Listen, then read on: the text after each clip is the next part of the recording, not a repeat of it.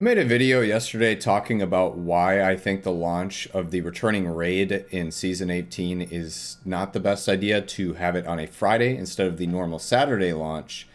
And it seems to me, and I've noticed a lot of different things by reading the comments, that not everybody agrees. The original intention of the video itself was for me to be on the side of the people who aren't content creators. It doesn't matter to me what day the raid is out. I could play it on Tuesday, Wednesday, Friday, Sunday at 2 a.m. It doesn't matter to me. It's an absolute blessing to be able to do that. But I genuinely don't understand how my points got construed so far out of context to make me seem like a bad person when I was trying to empathize and be on the side of the majority of people who would prefer for it to be on a Saturday. Maybe it would be more convenient for some people to be on the Friday, but as far as I knew and everything that I've been told from previous raid races dating back to Garden of Salvation, that it was best for the majority of people for it to be on a Saturday rather than a Friday or any other day of the week. Before I dig into these comments, I would like to say that I think the solution to this would be to make a 48-hour emblem, because that's what this is all about. Just forget about the world's first race for a second. It's about people competing in that day one experience to finish it with their team, have bragging rights, and get a cool emblem to go along with it. That's really all that people care about. And what I've noticed is that looking through most of the comments on YouTube, that a lot of people really don't care about completing it on day one.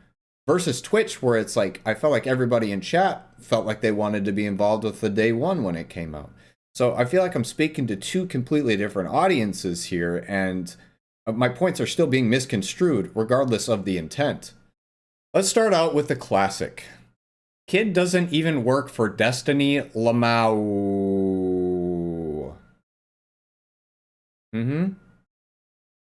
Crybaby making crybabies. Wah. Insert crying baby noises. Again, I just don't understand how I am the crybaby when I feel like I'm trying to help people so everybody can be included on this day one experience. It doesn't matter to me what day it is, but I guess I'm the crybaby. Bruh, you want them to change their work patterns as favors for the community that have showed them no respect and literally threatened to kill them and point lawsuits. Why should they? The game will be fine and will still attract a ton of attention anyway. Probably looked at the pros and cons and decided messing with their already recently disgruntled employees' lives wasn't worth it. Also, you started off by talking about the raid was on Friday and just started bitching and what happened in Val. LOL, like, bro, you already made a video on how upset how that made you how upset that made you move on. Oh, brother. So you're comparing the entirety of the Destiny community, like the million daily active players, to like the 5 people who are like threatening to burn down the studio and threatening the lives of the developers. Very intelligent.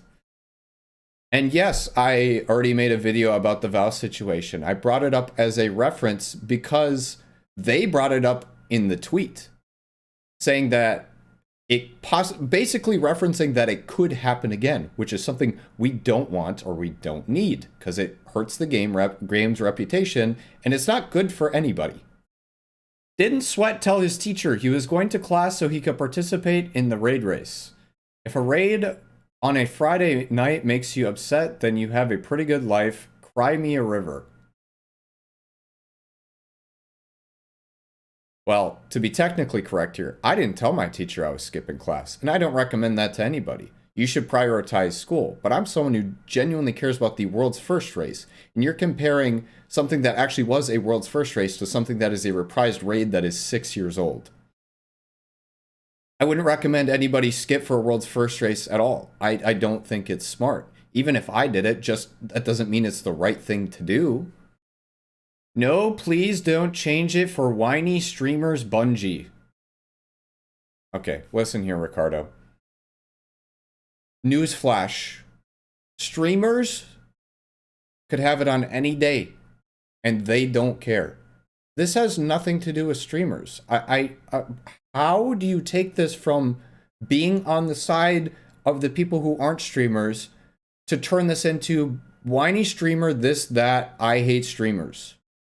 What? Just give them Monday off and have them work Saturday. Spoken like someone who plays video games all day and has never worked a real job or has a wife/kids. I like Sweat, but that is a terrible take of his. If you're planning months in advance, you think swapping 2 days around a year for a work day, no one said you had to work an extra day. You would just switch it around. That isn't possible. It doesn't necessarily have to be a Monday-Saturday switch either. It could be a plethora of other things. There are a multitude of options you could probably choose here. You could probably go up to people in the studio. Hey, if you want to work this Saturday, we'll give you extra pay. And I guarantee you some people would say yes. Not everybody will, because maybe they do have prior family obligations. But when you're planning a raid date 3+ months in advance, or however long it is, I think that you could make 2 days out of the year work. I don't think that's a lot to ask. Spoken like someone who plays video games all day and has never worked a real job and or has a wife/kids. I guess the only real validating opinion that this guy will accept is if you have a wife/kids. I don't really know what quantifies a real job is either. Me working 84+ hour work weeks, I guess, isn't real enough of a job for you, so that's cool. Definitely catering to the dev harassment. Every weirdo involved is loving the fuel you provided. Yeah, because the situation we're talking about here, which is just simply a raid launch date, which at the end of the day, again, doesn't matter what day it is to me, is totally comparable to all the people saying horrendous things about threatening the lives of devs and burning down the studio. Those are totally the same thing, man. Destiny YouTubers do nothing but complain, LOL. It's always funny to me, because people like this are always the ones that complain whenever a change is made and then also blame the changes on the streamers. Everything is always the streamer's fault. It's when they say something to the bad person, when they don't say something to the bad person. Doesn't matter what it is. It's always the streamer's fault. And it's especially funny just because in reality, like, streamers have the same voice as any other regular player. Not once have I ever been contacted and said, oh, what do you think about this change? Or could you give us advice on this change? Like, that's just not how it operates, man. Perfect example of turning nothing into something. Destiny 2 players have become so spoiled with all the content received throughout the year that they get upset over Bungie not working around their schedule. I wouldn't be surprised if Bungie cut off all communication to the community forever. Everything can't be perfect with this game, nor will it never will be. That last sentence is correct, and you're 100% right there. But you're acting like they haven't been doing Saturday releases for the past however many years since Garden of Salvation.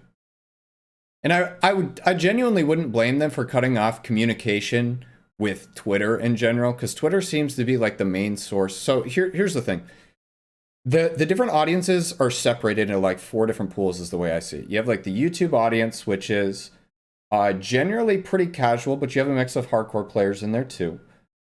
Twitch is more of the hardcore audience of people that play the game religiously, but also enjoy watching it. And then you have the people on Twitter who are like the super hardcore toxic people who only like, they're the loud ones. The people who are making these obnoxious comments and causing like problems for the people at Bungie are a lot of the times the ones on Twitter. It's no coincidence. And then you have the last pool, which is just the people who say nothing. And this is people don't realize this is the biggest pool of people. I don't know what the percentage is, but many of the game's players are in this pool. They just say and do nothing. They're not actively on the forums. They're not on Twitter. They're not on Twitch. They're not on YouTube. They just go about doing their own thing. And most of those people won't be involved in the day one, I don't want to say raid race because people misconstrue that. The day one competition to just get the emblem. Most of them won't do that. Some will.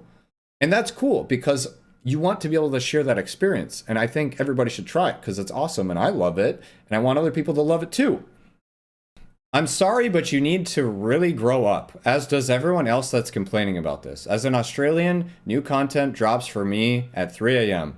Raid races happen at ungodly hours for me.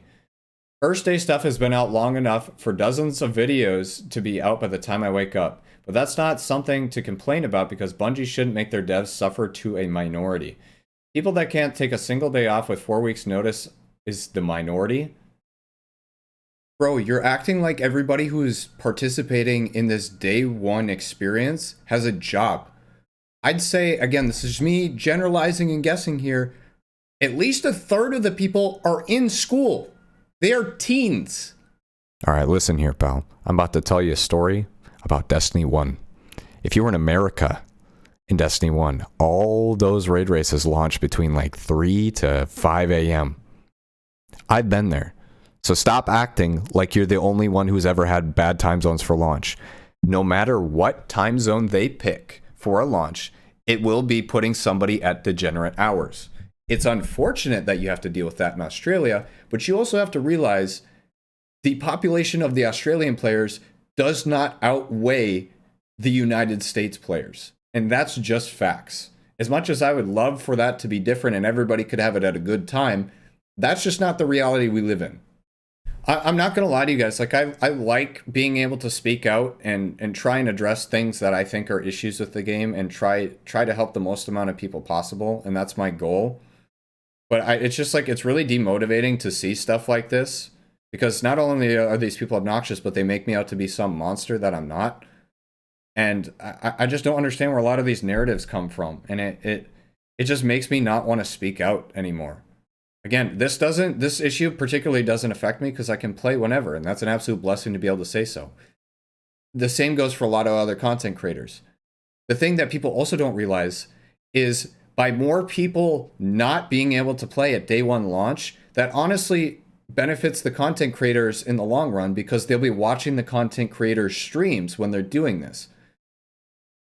So if anything, by me speaking out against this Friday time slot, I'm hurting myself and my stream growth. So I just don't understand how it can be made out to be like I just don't know what I'm talking about and this isn't an issue to anybody.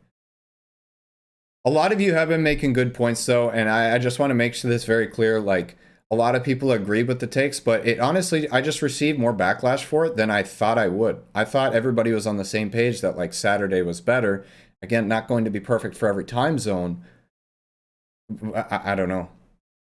Maybe next time I just won't say anything and I'll just keep to my own little corner. But I just wanted to talk about it because it's incredibly frustrating and incredibly demotivating. So, yeah.